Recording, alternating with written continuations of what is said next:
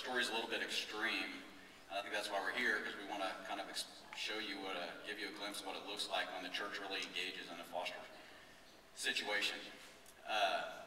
Our story started actually with our pastor, Craig Rochelle, Life Church, calling us out, not us specifically, but our entire church, calling us out and asking us to create margin in our lives to do something big for God. He talked to us about being able to say no to little things so that we could say yes to bigger things.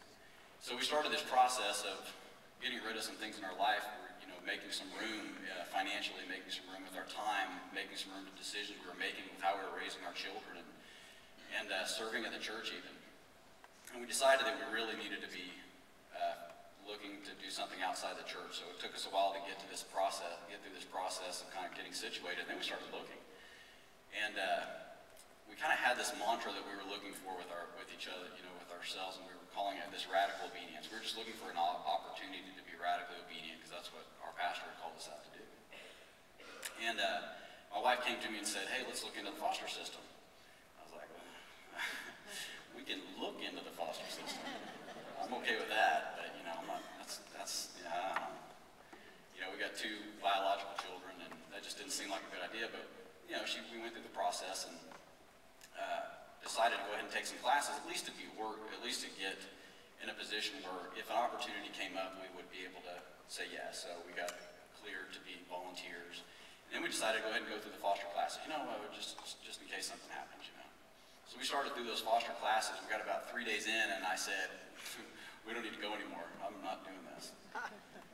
just like the speaker said before, it is really easy to say no to the system, but it's not the system that's broke. But that's what you tend to do, and that's what we did. That's what I did. I made the decision as the father, as the leader in our family, to say, we're not doing this. I'm not exposing my kids to this. I'm not exposing my wife to this. We're not doing it. But there's still that burden, that itch to get involved in that, and it was that itch that kind of caused us to say, well, let's do some other little peripheral things. And that's something that I really want you to consider, and that's what our organization that we're a part of, OK Foster, which is kind of about us showing people how to engage peripheral, because that's kind of how we got started. It relieved that burden for us without committing us to it. And we would do things like going to pick kids up for little day trips. We'd pick them up in the shelter, maybe take them to a band recital, or pick them up and take them during a vacation, just make ourselves available. And there's a lot of organizations here who are actually involved in the direct care of foster children, but you don't have to. You can actually engage with them and say, just put me on your list, call me if you need me. That's kind of how we got started. But as we got to know people in that system, and we started to get engaged, all of a sudden this situation popped up. And it was no longer about the system. It was no longer about the rules and the regulations. It was a specific child. And here's the story. It was a little girl who was abandoned in the NICU to a pretty bad lifestyle that needed a heart transplant. And there wasn't a family who was in a position, not that they weren't willing, there wasn't a family who was in a position to commit to taking that child in. And so she was moved to hospice to pass away. So, wrap your brain around that. It's hard and it's easy to get angry with that, but it's also, you have to understand what is going on the other side of that, it's not fair to ask someone to give up their child's heart who's passed away to a situation that's not stable. And that's that stability that's so important in that situation. So, my wife is the one who told me about it, and she's sitting here telling me, we've got to find a family, we've got to do something. She's submitting aggressively. You got to call somebody, you got to call a senator, you got to call, governor, something's got to be done. And this whole time, God's sitting back here, going, hey, this is it, this is yours, this is you. This is how God talks, if you don't know. He says, he's kind of prodding me and trying to get me forward. I'm like, God, no. We looked into this. We took a step back, looked into it, and we said no. And you said no be no and yes be yes. And he's like, your words, not mine. And my wife is going at it, and God's going at it over here, and and he's like, what about that radical obedience thing? Your words, not mine. So I'm struggling and going. I just like, God, if I say it's on. I'm not getting this. That's one of those things I can't just let go and bring it back. I mean, my wife was all over this. So here we go. All right, I think that we're supposed to take that child in. So she's calling people, hey, we'll take her, you know, we don't know anything about her, we don't know the situation, we don't know anything, and we're diving into this thing. And turns out that we hadn't finished those foster classes, so we can't take her. Right? I quit, I pulled out early. I didn't want to have anything to do with it. So my wife starts calling people like, hey, well, you're a volunteer, and all these things happen, and we finally get the call, and like, okay, we'll get you started in the foster classes, just come get her. So we went down and picked her up, walk in, don't know what we're expecting, and it's a little girl. She's 5 pounds, 11 ounces, and she's laying on a bed with, you know, stuff all over her, plugged in, and she's breathing, kind of, you know, trying to stay alive. And we pick her up and take her home, and really at this point we're just really kind of giving her a place to pass away. She really doesn't have a hope, but we've at least got an opportunity to get her on the list, so we send my wife up to Kansas City where the transplants take place. They say she's on the list, let's go. All of a sudden we get a call, hey, the mom showed back up. She wants her child back. They send my wife home. She's not on the list anymore because her permanency is in question. So we engage with the mom. Okay, we'll help support you. We'll wrap around you. We'll try to create some kind of environment where the hospital will agree to allow this to happen. We start to get her to engage with the church a little bit, and eventually the mom makes the decision, calls us into court. We walk into court, and she says, my baby's not going to live if I don't relinquish the rights to her life, but I'm only going to do it if they'll agree to adopt, which we hadn't agreed to adopt. We'd agreed to bring her in and be a part of our family. So we agreed that we would go through the adoption process, and now we've got a baby with a heart condition and a 21-year-old mom that we're engaging with. The mom has since disappeared. We haven't been able to keep in touch with her. But all of a sudden now we've got the church involved. Now we've got to go through this process. The baby goes into respiratory failure. She ends up in Children's Hospital in Oklahoma City. My wife moves into the hospital. I'm a single dad, stay at home with 2 biological kids. Running back and forth, school. All of a sudden the church starts to engage. The church hears about it. People start getting approved as alternative caregivers, and they start coming and offering to stay at the hospital with Mia while my wife and I and the kids go have our family time and go out to eat. They start offering to pick up our kids from school and drop them off and do the things that I couldn't do while I was at work. And it's that piece of it, that community piece of it and that church piece of it that is so important to me. You know, you're going to hear that verse, James 1:27, constantly. You've already heard it twice, 2 or 3 times. You're going to hear it again. And you've talked about the religion, but I want to talk about the purity of it. Because what God has given the church is the ability to solve this problem. To me, this is the issue for the church. There is not an organization out there that God has given the ability to, other than the church, to fix this thing. My pastor called us out. We said yes. Our church stepped up and gathered around us and gave us the ability to support that child. The church stepped up and got around that birth mother and tried to engage with her. I wonder what would have happened if we had had more people engaged to go after that biological mom more. We might have saved another person in that situation if we had had more people involved. It's that purity that is so valuable to this situation as well, because there are no doctrinal issues around the care of orphans. We as a church do not ever argue over that. And there's so many ways to get involved because it's so pure. These are children who are put in a situation because of something that somebody else did.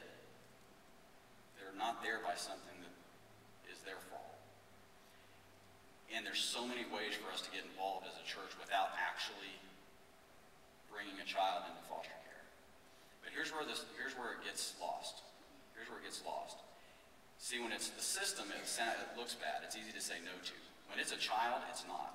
When it was my wife and I, it was easy for the church to engage. You've got some stuffed little baby chickens on your table. And before I tell you the story behind the chickens, please, those sounded like a great idea when my wife was going to be here, because girls give away stuffed baby chickens. So if someone asks where you got the stuffed baby chicken, Lisa Feist, don't associate that with me. So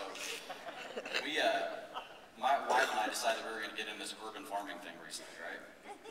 We decided that we were going to get these little chickens and we were going to buy this little coop that you can move around your yard. And sounds like a great idea, right? Well, here's what happens. When you order baby chickens, they send them to you overnight in a box with about 20 other chickens. Yeah. So I'm at work and I get this call from my wife. She's like, I got the little baby chickens, the real fluffy ones, cute ones with the little feathers that poof out over their feet, and 20 more. And I called them and asked them why they sent us those chickens, those baby chickens, and they said, well, they're packing. Those are the chickens that nobody wants. And she said, well, what am I supposed to do with them? And their response was, you're supposed to throw them away. All right? So I'll deal with this when I get home, I guess. Stick them in the box. We'll figure out what we're supposed to do with these baby chickens. And I go out in my office, and you're not going to believe this. You know those chickens that we bought? Yeah, get this. There's 20 extra ones. And they're like, what are you going to do with them? I said, I don't know. They told us to throw them away. Can you believe that? They're like packing peanuts. You know, they keep the other chickens warm and all this stuff. And they immediately they were appalled, right? They immediately started to say something. They immediately started saying, that's wrong. Somebody should call somebody. You should do something, blah, blah, and all this stuff. And I'm sitting here listening to them like, man, they're really angry. So I think I'm going to throw out just see how this works. So, how many do you want? When are you coming to get them? Right? Absolutely change the tone, right? Everybody quits talking about it, go back to work, you know. But not only did they, and I really didn't expect anybody to come pick up a chicken or anything, but man, before I said anything, they were coming up with some great ideas, right? Hey, call the FFA, call the school. I bet there's some kids that want to raise those chickens. I mean, they were coming up with stuff. But all of a sudden, man, as soon as you say, hey, come pick one up, it stops, and it doesn't have to stop. All right? I'll get to that here, to more of that here in a second. So Mia, our little girl, eventually we get on the list to get a heart transplant, and my wife has to move to Kansas City.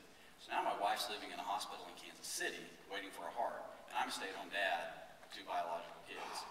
So I'm driving up there on the weekends with the kids, moving into the hospital. My wife running around with the kids so that they can have their family time together.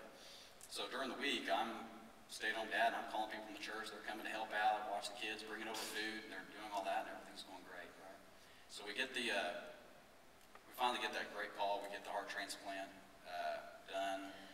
Me and my wife come home, and we finish our adoption, the adoption process, and now Mia's a Feist. She's one of us. And from the beginning, she's always kind of been one of us. And I look back on that situation, and you know, people always say, golly, was that not just, I can't believe you guys did that. I can't believe what you did and how hard that must be. And I got to tell you, it just wasn't. It really wasn't. At the end, I look back and I go, yeah, we were up here and we were down here, and it was awful. But when I look back on it, I realized that God had his hand on that thing the entire time. And really what was going on is that he was doing something great, and he had it the entire time, and he just allowed us to come along on the ride because we were faithful. And it really was that faithful response from God that was so important to us, that it really was, his yoke was light. He was promised, he kept his promise. It really was. It was easy for us to say yes because we wanted to, and we were in that spot. I ran into a guy, actually I've been playing golf with this guy for like 5 years. Once a year, we play golf together for this tournament. And I can tell you what clubs he hits, I can tell you what college he roots for, went to, I can tell you all kinds of stuff. But I didn't know that he and his wife were foster parents too. And my wife just, you know, she was appalled, you know, that I didn't know anything about this after we run into these people. She's like, I don't even know you. So I get this call, and this is how I know this guy. Is once a year I play golf with him. He calls and he was like, man, we were playing golf this one time, and I tell him the story, and he's real quiet, and he's like, man, that's great. I can't believe you did that. That's an amazing story. And he was, just kind of took the story in, and I thought, well, that was it. I told him the story and didn't hear anything of it. But I get a call from him like 4 or 5 months later, and he says, hey, are you guys still involved with the foster system and all that stuff? And I said, yeah. And he's like, we got this horrible thing going on. We've got this baby with HIV, and we're taking him into our home, and we need help. Like, you did what? You said yes to a baby with HIV, and you're going to raise him in your community, in a public school system, and you're going to go through that whole dating thing, and I'm just running through this. How can you have that kind of faith? And I say this to him, I say, I don't know how you do it. I don't know if I could say yes to that. That seems too big to me. I don't know how I can have that faith. And he says, well, I've got a confession to make too. You know when you said that you said yes to Mia, and one of the problems was that there was a lot of people out there that there was no one in the DHS system, none of the foster family, that could say yes. Well, they called us and asked us to take that little girl. And we said we couldn't do it. We said no. And it wasn't right for us. And we knew it wasn't, and I knew it wasn't. He said, my wife cried for a month. And he said, I don't know how you guys have that faith. And I say, it wasn't hard for me. And he said, well, the HIV baby isn't hard for me. So I want to let you off the hook a little bit. Saying no in this system, in this process, and Ben's going to kill me for this, but saying no is important as well as saying yes. Saying no to other things so that you can be prepared to be able to say yes is important, and being able to say no in this system is a value. The problem is that most of us that are in this system can't. It's hard when we have children come through our family that come and spend some time with us now, because we still foster other kids on a short-term basis, and we want to say yes and we can't. And it's really hard. And one of the things that we're missing as the church is to have the confidence to be able to say no to something, because we know that there's another brother or sister in Christ who God has called to say yes. And that's what we're lacking. My time is up, and I really appreciate your time. And I can't tell you how much this opportunity and what God is doing means to me. And I think that this is the time. Now's the time.